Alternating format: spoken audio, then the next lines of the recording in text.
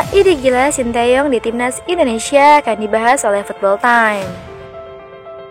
Sebagaimana diketahui, Sinteyong menukangi Timnas Indonesia dan kelompok usia dari U19 hingga U23. Sejak ditunjuk pada Januari 2020, Sinteyong belum mampu membawa Timnas Indonesia meraih gelar juara. Akan tetapi, dia mampu melakukan perubahan di Timnas Indonesia dengan ide-idenya. Dan berikut 5 ide gila Sinteyong menurut Football Time. Yang kelima, disiplin kepada para pemain Timnas Indonesia. Sinteyong yang dikenal sebagai pelatih yang sangat disiplin, itu diterapkan Sinteyong pada para pemain asuhannya di Timnas Indonesia.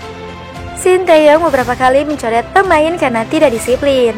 Ambil contoh Serdi Evivano dan Muhammad Syuda Febrian yang dicoret dari Timnas Indonesia U19 pada 2020 silam.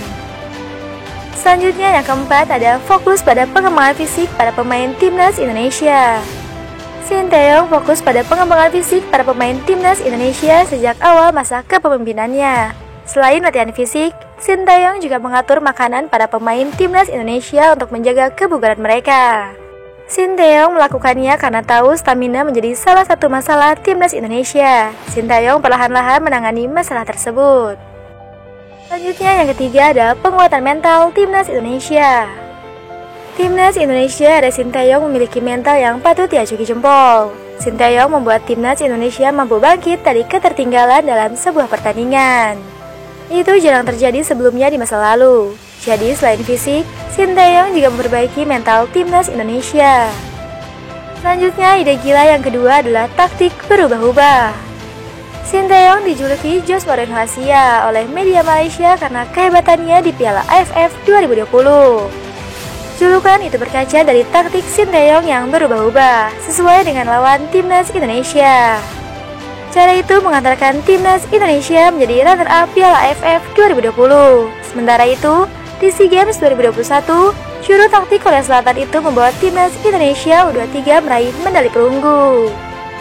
Dan ide gila yang pertama adalah skuad muda Timnas Indonesia. Timnas Indonesia ada Sinteyong dipenuhi oleh para pemain muda. Dia mempercayai para pemain muda untuk menjadi tulang punggung skuad Garuda. Para pemain muda ini dikombinasikan dengan sosok-sosok senior seperti Fahrudin Arianto. Kepercayaan Sinteyong pada para pemain muda juga dibuktikan dengan terpilihnya Asnawi Mangkualam Bahar sebagai kapten Timnas Indonesia di Piala AFF 2020. Dan itu dia pembahasan mengenai 5 ide gila Sinteyong menurut Football Time. Sampai jumpa di informasi-informasi unik dan menarik lainnya seputar dunia sepak bola, dan salam olahraga.